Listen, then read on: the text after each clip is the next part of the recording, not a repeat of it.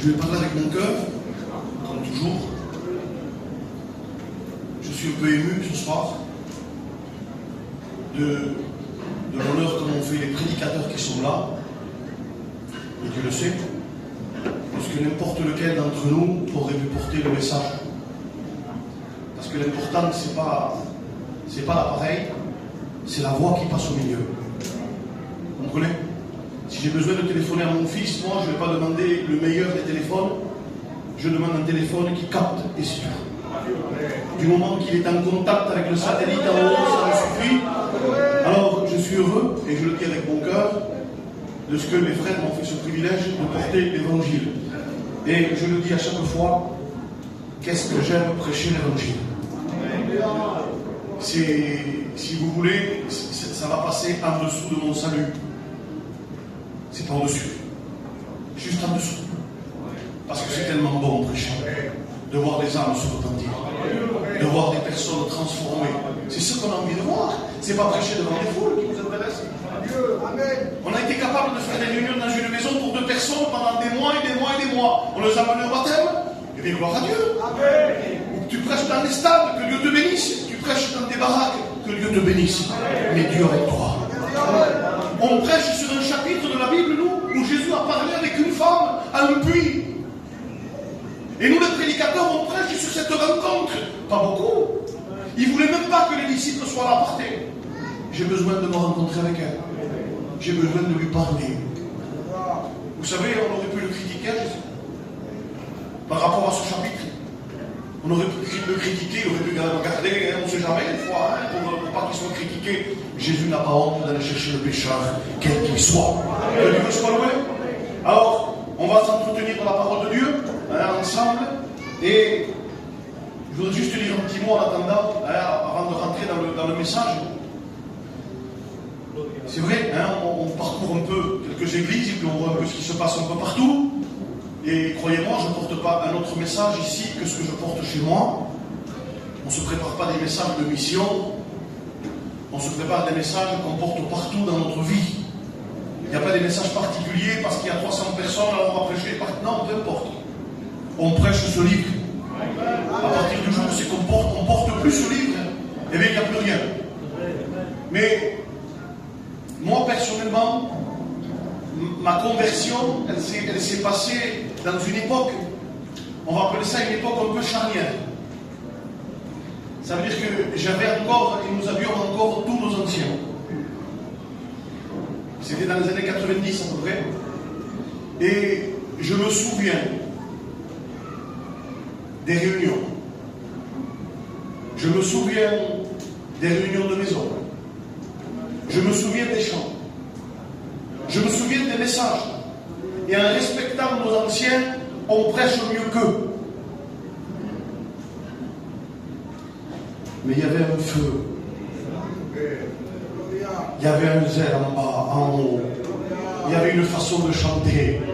Les chaises étaient moins confortables, il n'y avait pas la clim, il n'y avait pas ça. C'est pas vrai, ça n'y était pas. Mais je vous promets que le feu de Dieu était là. Les gens passaient à côté de l'église, ils étaient baptisés du Saint-Esprit. Il y avait des réconciliations. On voyait des âmes qui se repentaient. On voyait des gens pleurer. Après la réunion, téléphoner à leurs ennemis et se réconcilier. Mais aujourd'hui, je vous demande pardon, on vit, on dirait un autre évangile. Un évangile où on se réjouit avec Dieu dans le local. Et la réjouissance avec Dieu chez nous n'existe plus. J'aimerais tant revenir à ces moments où c'est que c'était tellement simple. Et puis petit à petit, je me fais du mal à personne. J'ai vu mes anciennes parties les unes derrière les autres. Dans la France entière, ça s'est passé. Et aujourd'hui, je vous le dis, heureusement qu'il m'en reste quelques-uns, et certains derrière moi. J'ai perdu mes repères. Pardon les jeunes, la jeunesse qui se lève, j'ai perdu mes repères. Je suis en train de me rendre compte, ça va être le sujet de ce soir, que beaucoup viennent avec un moule différent que celui qu'on a reçu. Beaucoup veulent essayer de faire pénétrer au milieu de nous un moule différent. Voilà le moule que nous avons, qui a transformé nos familles, qui a béni nos vies. Voilà le moule qui a levé nos prédicateurs. Il est celui-là, il n'en existe pas un autre. Il n'est pas une autre façon d'attirer les âmes qu'avec ce livre. Pour rechercher les méthodes qu'on veut, pour rechercher les façons a un homme. Il n'avait rien pour attirer les regards. Je ne vous parle pas de Jésus. Il n'avait pas le vêtement adéquat pour qu'on soit attiré vers lui. Vêtements de poil de chameau, ceinture de cuir autour des reins. Compliqué de venir manger chez lui, il mangeait des sauterelles. M'invite pas, Jean-Baptiste. Je jeûne. Manger des sauterelles, moi. Des langoustes. Avec quel orchestre tu es venu, Jean-Baptiste? Personne. Même pas le jour dehors? Personne. Quelle méthode tu as pour qu'ils viennent de 1000 km? Il n'y a pas de téléphone, il n'y a pas d'internet, il n'y a pas de Facebook. Comment ils font pour savoir quand l'onction est dans la vie d'un homme? Quand l'onction a saisi un homme, tu peux aller te cacher dans un désert, les gens viendront à toi. Mais aujourd'hui, on cherche les méthodes. Il faut réunir, il faut rassembler. Écoutez bien. Si ce n'est pas ce livre qui nous rassemble, on finira par se disperser. Mais si ce livre nous unit tel qu'il a été donné, s'il est prêché et compris tel que nos anciens nous l'ont enseigné, alors on va rester unis et on va construire. Si vous saviez ce qu'il peut se passer ce soir ici. Comment ça? Parce que bien des fois, on a mis la bénédiction sur le prédicateur. Si vous saviez, je vais raconter ma vie, pas eux, eux non, eux ils sont bien. Je vais raconter la mienne à moi. Si vous saviez combien de faiblesses, si vous saviez combien de fois les gens nous partagent, si vous saviez combien de fois on a besoin d'être réconforté, vous croyez qu'on est plus fort que vous? Vous croyez que nous, ça y est, il y a la cape Superman, avec la... Il y en a qui ont copié Superman, les pantalons aujourd'hui, mais bon, c'est pas le sujet. Il n'y a pas de Superman. On a des gens avec des besoins, des difficultés, des faiblesses. On pleure aussi. Quand on nous coupe, on saigne. Quand on passe par des problèmes, il y a des renoncements à faire. Nous aussi, on est des fils. Nous aussi, on est des enfants qu'on aime autant que vous. Nous aussi, on voudrait les marier comme vous. Mais aujourd'hui, on fait tout ce que ce livre dit. Amen. Et ça nous suffit largement. Que Dieu soit loué. Alors, je voudrais lire un texte, s'il vous plaît. Dans l'Exode au chapitre 32, et je veux croire que rien n'est fait au hasard. J'aurais jamais dû être là il y a encore 3 jours, j'aurais jamais dû être là ce soir. Mais Dieu avait planifié, Dieu avait voulu que son nom soit loué. Alors écoutez bien, le peuple voyant que Moïse tardait à descendre de la montagne s'assembla autour d'Aaron. Et il lui dit, alors fais-nous un Dieu qui marche devant nous, car ce Moïse, on va s'arrêter un peu là-dessus tout à l'heure, ce Moïse, vous imaginez parler de l'homme pareil, après ce qu'il vient de vivre. Avant de continuer la lecture, je tiens à dire que l'état d'esprit de ce peuple, ce que nous venons de lire là, en combien de temps ce peuple a changé? Eh bien, 40 jours avant, vous aviez un peuple que Moïse a conduit devant une montagne, et quand ce peuple s'est trouvé devant la montagne,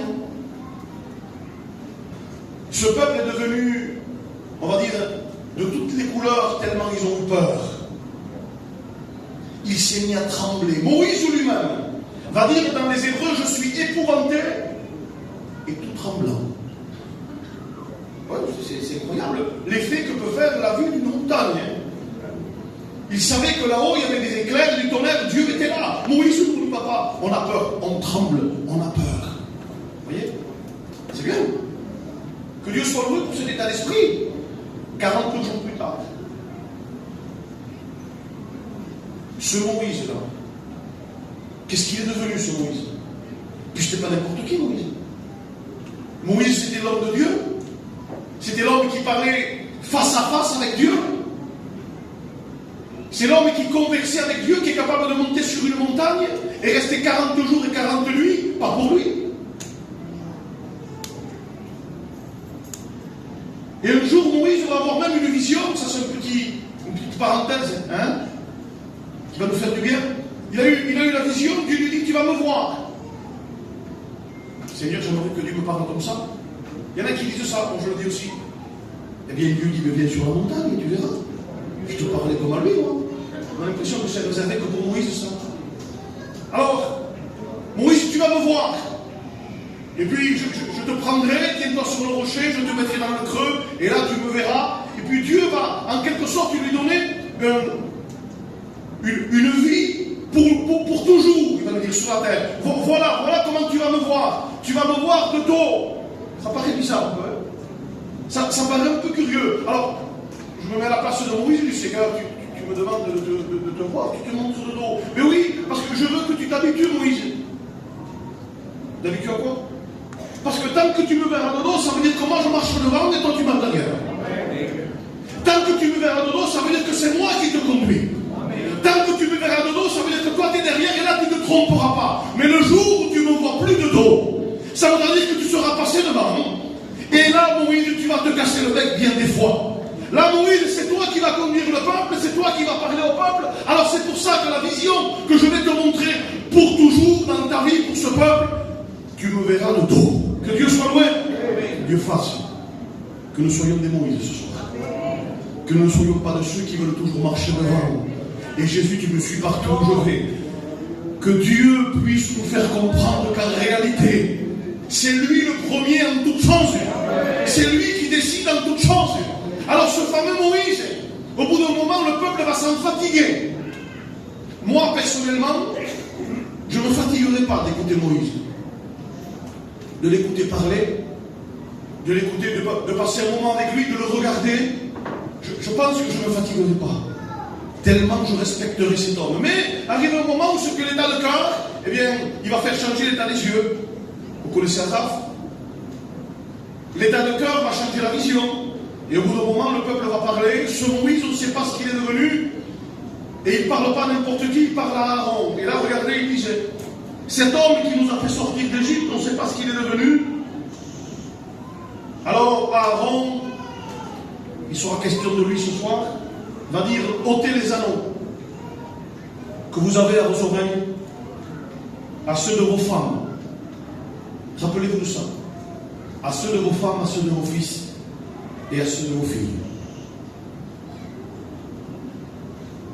Tous ôtèrent les anneaux d'or qui étaient à leurs oreilles, les donnèrent à Aaron, il les reçut de leurs mains. Et Aaron les jeta dans un moule. Et voilà le mot qui m'a arrêté quand je lisais ça. Je me demande qu'est-ce qu'il vient faire, le moule ici. Il y a quelqu'un qui suit les prix d'Égypte et qui suit les transporter. Qu'est-ce qu'il vient faire dans le moule? Ils sont sortis d'Égypte. Ils ont dépouillé l'Égypte. Ils ont traversé la mer Rouge.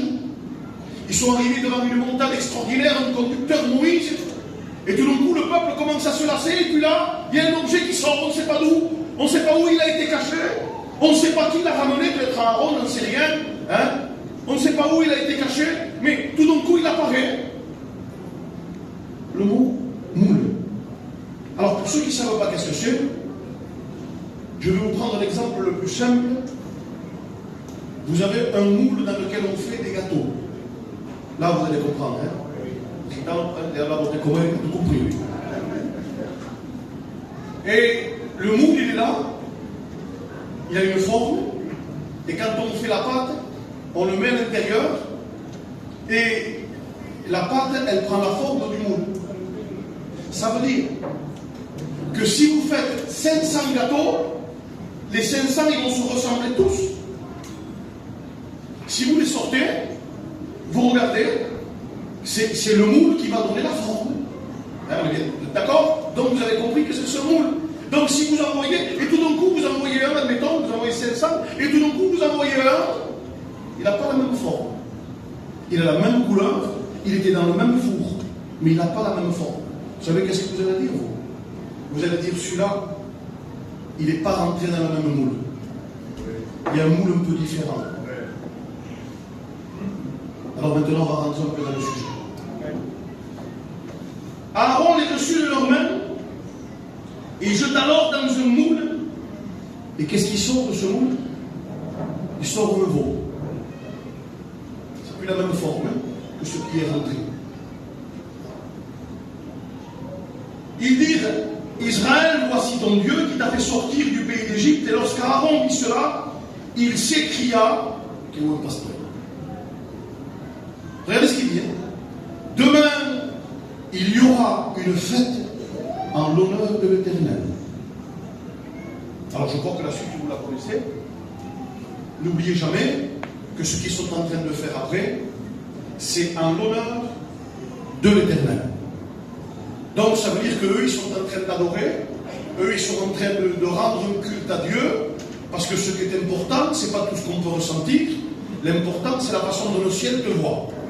Vous comprenez? Parce que si le ciel ne met pas le sceau à ta bénédiction, à ta prière, si le ciel ne met pas le sceau à ta louange, eh bien ta louange ne sert à rien. Si Dieu ne vient pas mettre un sceau à notre réunion, on l'a fait pourquoi?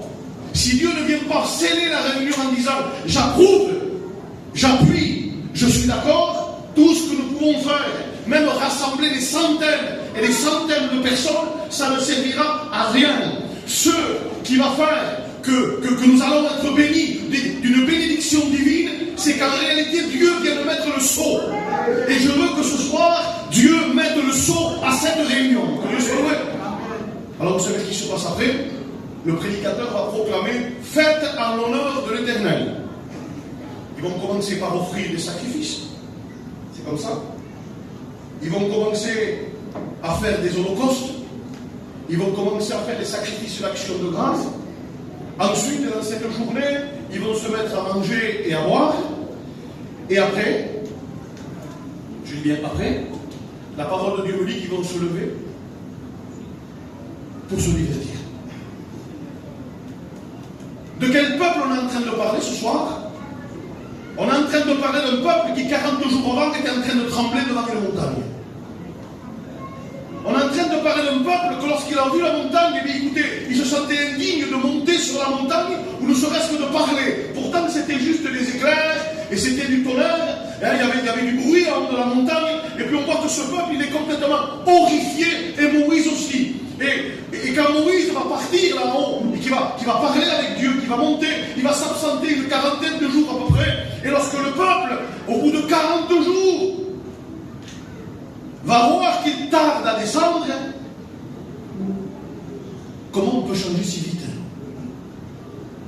Je dis bien, comment on peut changer si vite? Eh bien, ils vont trouver un pasteur qui leur convient. Ils vont trouver un pasteur qui leur convient, et puis ils vont l'entourer. Que Dieu nous garde d'être des pasteurs qui conviennent au peuple. Que Dieu nous garde d'être des prédicateurs qui massent le peuple.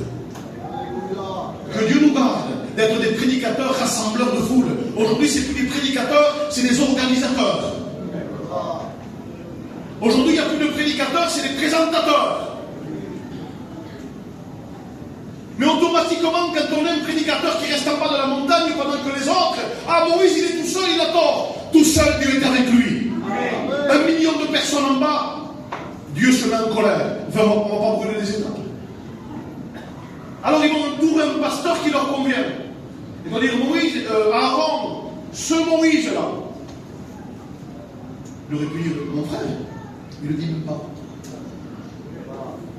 Il ne le dit même pas. Il a perdu la notion de la fraternité. Il a perdu la notion de ce qui est une communion fraternelle avec entre prédicateurs. Hein? C'est pourquoi? Parce que peut-être qu'il était jaloux de celui qui était à moi en disant maintenant en bas, moi, il vient de me voir à moi. Ils se rassemblent autour de moi parce qu'ils savent que moi je le moule différent de celui qui est à moi. Alors, Aaron, et puis la première chose qu'Aaron il va faire, et là j'aimerais pouvoir bien m'exprimer dans ce que je vais dire, parce que je voudrais bien vous le faire comprendre. La première chose que Aaron va leur faire sortir. Avant de lire ce texte, moi je croyais qu'ils avaient pris de l'or, qu'ils avaient pris des bracelets, des bagues, qu'ils avaient pris, je ne sais pas moi, l'or qu'ils avaient pris d'Égypte et puis qu'ils l'avaient mis dans le moule. Absolument pas. Si vous lisez, ils n'ont pris, on va dire, qu'un seul bijou. Il était placé dans un endroit bien particulier du corps. La parole de Dieu me dit qu'ils avaient un anneau à l'oreille. c'est comme ça que c'est écrit, hein. Les anciennes, si je me trompe, dites-le moi. La Bible dit, c'est Aaron qui va dire, enlevez les anneaux des oreilles. Du Seigneur, oui, les anneaux des oreilles. Enlevez les anneaux, mais enlevez-les à vos fils aussi. Enlevez-les à vos filles aussi. Vous savez que le peuple d'Israël avait pour tradition de transmettre ce qu'ils avaient reçu du ciel à leurs enfants. Et ils devaient transmettre de génération en génération. Donc en général, comment on transmet? Je vous demande pardon, mais personne ne parle en braille ici, ni avec le langage des signes. Je demande pardon à Dieu pour ceux qui parlent comme ça. Il y en a qui sont parfois muets, ça peut arriver. Mais je crois que la majeure partie d'entre nous, vous parlez avec la voix. Hein, personne n'a eu ici la vision du Christ en disant Jésus m'a converti, je me suis converti par les yeux. Moi, je me suis converti par les oreilles. J'ai entendu l'évangile. L'évangile est venu percuter ma vie, il est rentré par là, et puis il s'est installé dans mon cœur. Je vois que personne ici a reçu l'évangile d'une autre façon. On a reçu l'évangile à travers un message. Si ce n'est pas la parole de Dieu qui te convertit, il n'y a rien qui te convertira. Alors, Aaron va parler, bien sûr, lui. Il a un moule près, lui. Il va parler de enlever ses anneaux. Et je n'ai pas besoin de vous expliquer qu'est-ce que c'est un anneau. On a tous ici, on sait ce que c'est un anneau. Quand on a un porteur au doigt, si vous voyez quelqu'un porter un anneau ici, sur le doigt, à la main gauche, vous allez dire, il est marié. Bien que le milieu du peuple juif, ce n'est pas tellement les anneaux qui font le mariage. Hein. Mais dans la logique, on sait bien que c'est comme ça. Tu passes dans la rue, quelqu'un te regarde, il voit un anneau comme ça, il dit, il est marié. Parce que c'est une preuve d'alliance. C'est une preuve de rencontre. C'est une preuve qu'il y a un foyer, il y a un anneau. Et le peuple d'Israël portait à son oreille, lui, ses fils, ses filles, cet anneau de ce qu'ils avaient entendu, de ces commandements divins, de ce qui leur avait été transmis par le vrai moule. Ils avaient entendu la parole telle qu'on l'a reçue il y a 70 ans en arrière au milieu de notre peuple. Ils avaient reçu l'évangile. Ils avaient fait alliance avec cette parole merveilleuse, extraordinaire de l'évangile. Écoutez bien, il l'avait. Mais ce prédicateur-là, il va dire, cette façon-là, c'est démodé, sortez ça. Fondez-le, enlevez-le, et je vais vous montrer, moi, un autre moule. Je vais vous montrer, moi, avec ça, ce que je vais en faire. Alors, il leur sort cette façon d'entendre. Je vais vous dire quelque chose. Je ne veux pas écouter un autre évangile que celui que j'ai reçu de mes anciens. Je ne veux pas écouter notre façon de faire que celui que j'ai reçu de mes anciens. Voyez, il me connaît depuis très longtemps. Il sait ce qu'on a reçu. Je ne parle pas, moi, de la région sud-ouest. Je parle de mes anciens de France. Je parle de tous ceux qui sont partis auprès de Dieu et qui nous ont laissé l'évangile pur tel qu'on l'a reçu. Je parle de tous ces anciens qui nous ont transmis, qui n'avaient pas besoin d'un autre moule pour attirer les gens. Je parle de nos anciens qui étaient capables de jeûner 2, 3, 4, 5 jours pour porter l'évangile. Je parle de nos anciens qui étaient capables de rester assis sans dire il faut qu'on me donne la place sinon je me fâche avec le pasteur. Je parle de nos anciens qui ne restaient pas assis sur les chaises et qui allaient chercher les armes dans les places, dans les endroits. Je parle de ça.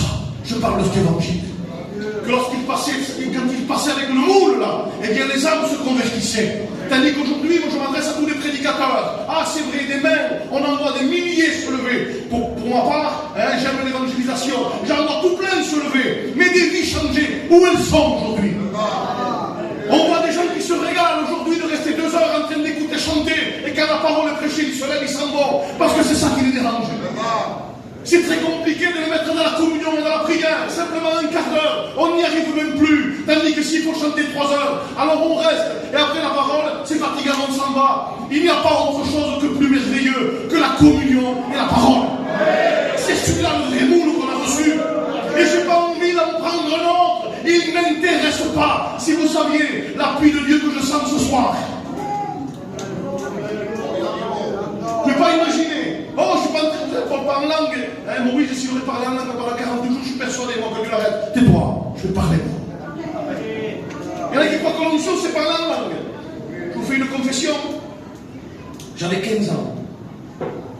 Dans ma maison, j'entends quelqu'un parler en langue un jour. J'avais 15 ans, j'étais converti. Et quelques jours après, ce monsieur est en train de se manifester. Il était possédé par des démons. Vous savez qu'est-ce que c'est une vraie conversion? C'est une vie transformée. C'est quelqu'un qui rencontre Dieu et qui a envie de le découvrir. C'est quelqu'un que lorsqu'on lui dit on va prier,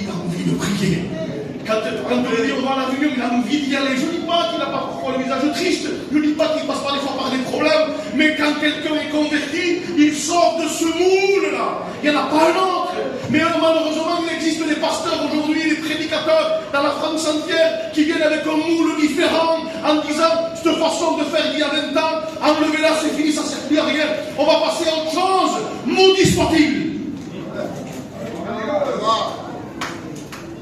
La parole de Dieu va dire qu'un ange t'annoncera ça, qu'il soit maudit. Alors un prédicateur, un annonciateur de la parole, peu importe que tu prêches mal, prêche le moule. Peu importe que tu sois court dans ton message, prêche le moule. Peu importe qu'on ne t'applaudisse pas, prêche le moule. Dans les réunions, quand tu prêches toi, t'es long, et ils disent il n'y a que 3 personnes, tant pis, prêche le moule. C'est pas parce qu'il y a 500 personnes devant toi que tu es plus que les autres. Vous voyez, je parle pour moi ce soir. Pas parce qu'on t'invite dans les grandes rencontres que tu es un grand, c'est pas vrai. Aujourd'hui, les dangers viennent des grands. Viendront jamais des petits. Parce que les petits, Maïa, il les prend par la gorge et il les étrangle. Mais imaginez-vous quelqu'un qui prêche devant 3000 personnes et qui vous raconte n'importe quoi. Si vous voulez l'étrangler, le peuple en bas, il t'étrangle à toi. C'est dangereux ce qu'on vit aujourd'hui. Des réunions sans repentance. Des chrétiens qui prennent la Sainte Seine sans se parler. Ils ne se parlent pas. Alors ils changent d'église, ça va dans une autre église, ils croient que là-bas ça va aller. Écoute bien. Tu peux aller dans l'église que tu veux, le jour où tu rentres à l'intérieur, tu la salis. Va et réconcilie-toi avec ton ennemi, c'est ça le mot. Je l'ai appris de mes anciens à moi. J'ai appris ça de mes vieux à moi, ils m'ont appris ça. Je vous demande pardon, je vais toucher des points, mais je sais, j'ai pas l'habitude de prêcher comme ça. Mais il y a des yeux, voilà les yeux qui m'entendent. C'est pas mes messages, ça, moi, Dieu le sait. Mais Dieu me l'a mis dans le cœur et j'ai eu l'opportunité de le partager le cœur. Il est vrai qu'aujourd'hui on a des difficultés. Vous imaginez qu'on a des difficultés il y a 30 ans en arrière ou 40 ans en arrière. Les païens qui critiquaient nos pasteurs. Dieu le sait, j'applaudis. Je suis heureux, moi, quand c'est le païen qui critique. Il y a 40 ou 50 ans en arrière, pardon Seigneur, pour ceux qui sont plus là aujourd'hui, on a frappé nos pasteurs. Les anciens ont reçu des coups. Pour que je porte ce livre comme je l'ai reçu tard comme ça, comme ils l'ont nommé. Ce n'est pas des petits jeunes avec des jeans serrés et les gris sur le côté qui vont venir avec une façon de prêcher et qui vont me changer l'évangile de mes anciens à moi. C'est pas eux qui vont venir en me disant qu'il faut faire d'une autre façon. Ils vont faire les prophètes dans les estrades, arrête de prophétiser, prêche la Bible. Arrête de me dire que l'autre il a reçu le ministère, que l'autre il est appelé au ministère. Le pasteur, ça fait 5 ans qu'il est dans l'église, il n'a rien vu. Toi tu viens, tu fais une mission dans la Venise. Il est temps aujourd'hui que ça change au milieu de nous. Il est temps que ça change, vous savez. On n'est pas là pour prendre la Bible et prendre un arc et des flèches et tirer sur les gens. On est en train de lire, vous ne pouvez pas vous imaginer un peuple uni et un peuple dans le vrai moule, qu'est-ce qu'il peut apporter autour de lui. Il devrait y avoir des réunions, c'est que le plafond devrait prendre feu, tellement l'onction devrait descendre. Mais aujourd'hui, on est tellement satisfait d'une réunion. Vous savez qu'est-ce que c'est la bénédiction? C'est celle-là, je l'entends moi aussi. Je l'entends plein de fois, croyez-moi, on est presque de ça. Il y avait du monde. Il y avait du monde, c'est la bénédiction. Il y avait 500 personnes, pas Dieu, mais non. Ça n'a rien à voir avec ça. Ça n'a absolument rien à voir avec ça. Des fois, il peut y avoir 10 personnes dans un endroit. Quand j'étais beaucoup plus jeune, je faisais souvent des veillées de prière. Et les veillées de prière que je faisais, souvent, croyez-moi, on n'est jamais nombreux. Faites une grillade dans les 200. Appelé pour le jeûne de la prière.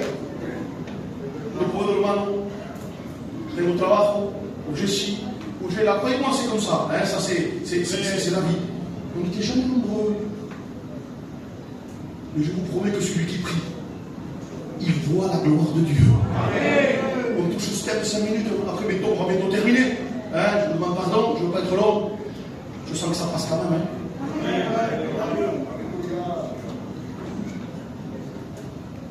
Aujourd'hui, on vit une période, je dis bien pour ma part, à moi, c'est la plus compliquée de mon ministère depuis ma vie.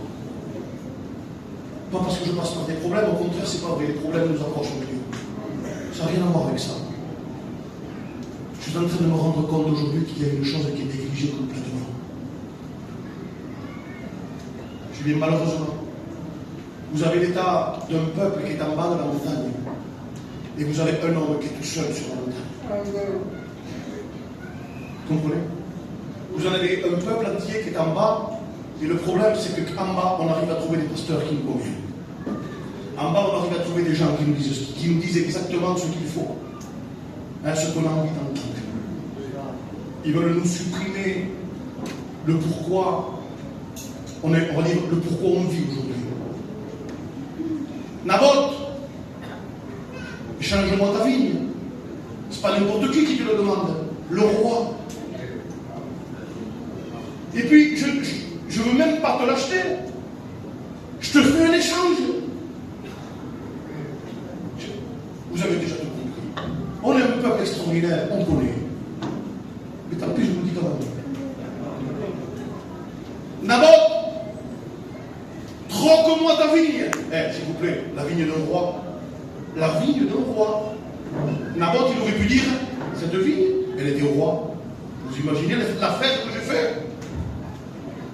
Vous avez, je ne vais pas rentrer dans ce domaine, mais vite fait. Je vous dis vite fait. Vous avez par exemple un objet, je suis dans l'Antiquité, moi je connais un peu, vous avez un objet qui a appartenu à un grand monsieur. Et vous avez le même objet, exactement le même, il est trouvé dans un grenier. Celui-là, il va valoir un prix, mais celui-là, parce qu'il a appartenu à celui-là et à celui-là, il vaut beaucoup plus que celui-là. Et pourtant, c'est les mêmes. Non, parce que la personne, le propriétaire a donné de la valeur. Le roi donne une vigne à Naboth. Je te fais un échange, je te donne des terres. Mais ce que j'ai reçu de mes anciens, tu présentes au roi? Une onction où on plante dans l'église des navets, des carottes et des oignons. Vous avez compris, c'est un potager, lui. C'est un potager qui voulait changer. Il ne voulait plus qu'il y ait du raisin, il ne voulait plus la vigne, lui, ça ne l'intéressait plus. Jésus n'a jamais prêché sur les potirons, ni sur les carottes, ni sur les patates, il parle de la vigne. Il ne parle que de la vigne, mais l'autre, il voulait changer. Regarde-moi le roi, le oin, regarde ce que je te donne. On ne touche pas le pied de vigne. Pourquoi? Mon père est passé devant ce pied. Mon grand-père est passé devant ce pied. Ça m'a été donné par Dieu, ça. Quand Moïse il est passé, il m'a donné ce bout de terre. Mais jamais de la vie, je le changerai.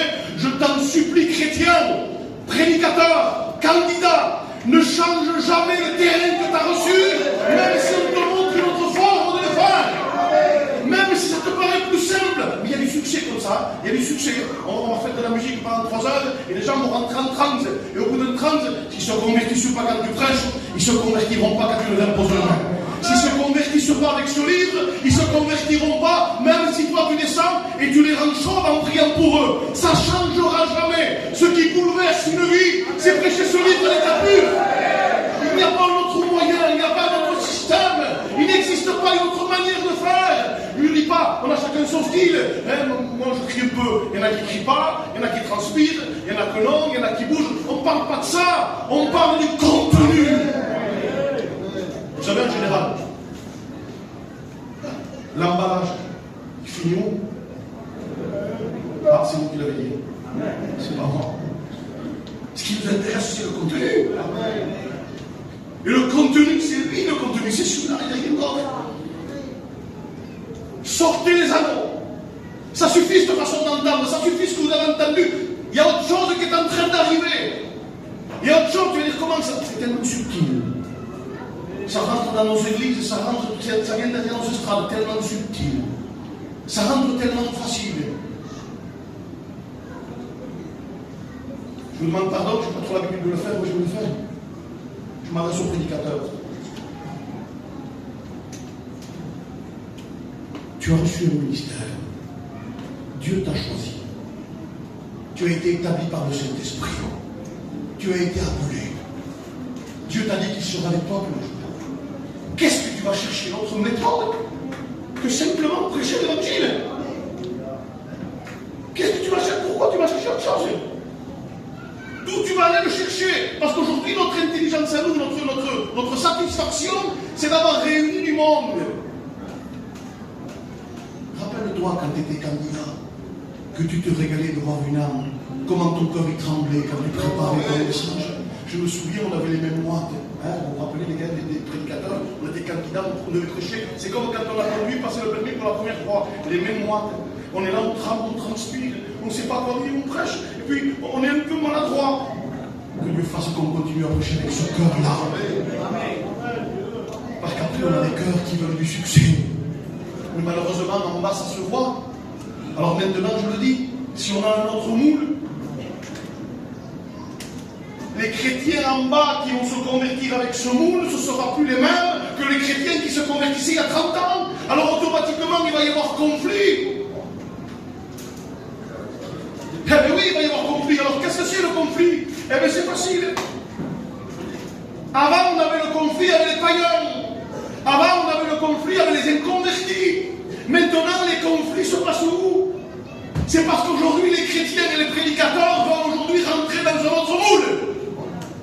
Et c'est à cause de ça qu'on a des problèmes et qu'on doit se battre. C'est fini. Ce n'est plus uni contre le péché. Aujourd'hui, c'est bagarre entre nous. Pourquoi? Pour pouvoir accepter les choses qui ne sont pas écrites dans ce livre. On ne les acceptera jamais. On ne les voudra jamais. On restera dans les églises avec 10 membres, c'est pas grave, peu importe. De toute façon, il y a plus de monde dans les stades de football quand le Paris Saint-Germain que nous, n'est-ce pas, hein? Et pourtant, Dieu n'y est pas. Cherchons pas la quantité. Jean-Baptiste. Les gens venaient vers lui. Vous savez, moi, si je suis dans un désert, je vous demande pardon, je ne vais pas employer le mot qu'il emploie. Hein? Je suis dans un désert, je suis en train de prier, je me vois venir à moi 100 personnes, des pharisiens, je me vois arriver des gens qui viennent à moi. Je vais les accueillir bien. Comment il les accueillit, Jean-Baptiste? Je vais employer un mot beaucoup plus français. Descendance du serpent. Tu Moïse, Jean-Baptiste, ils ont fait 500 km.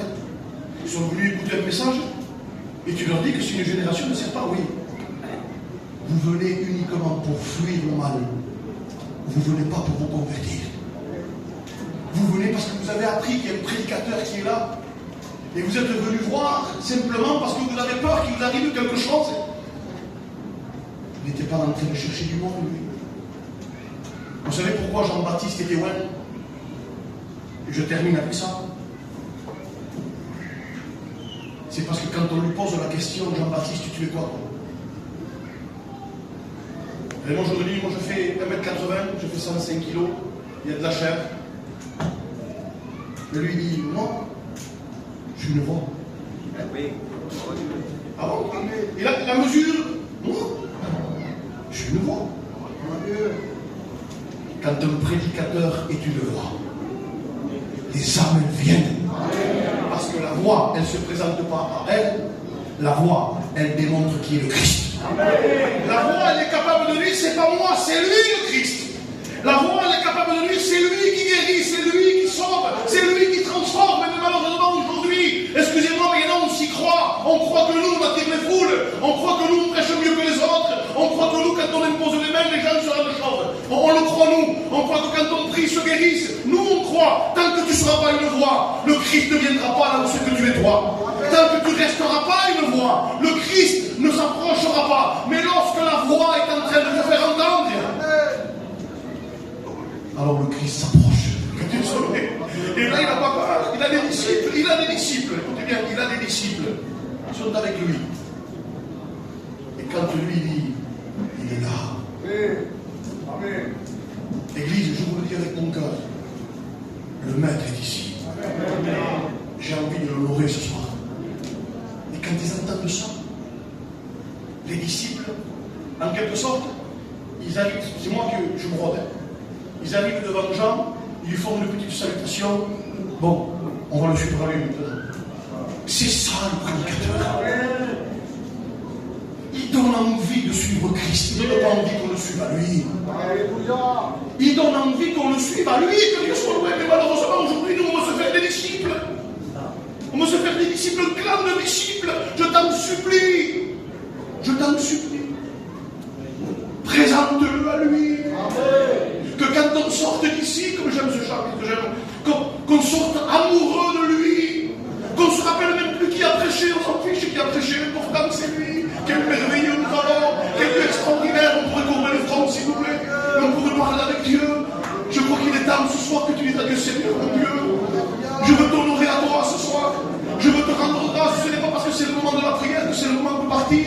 Seigneur. Le moment de la prière, ce n'est pas le moment de la fin, c'est le moment du commencement de la bénédiction.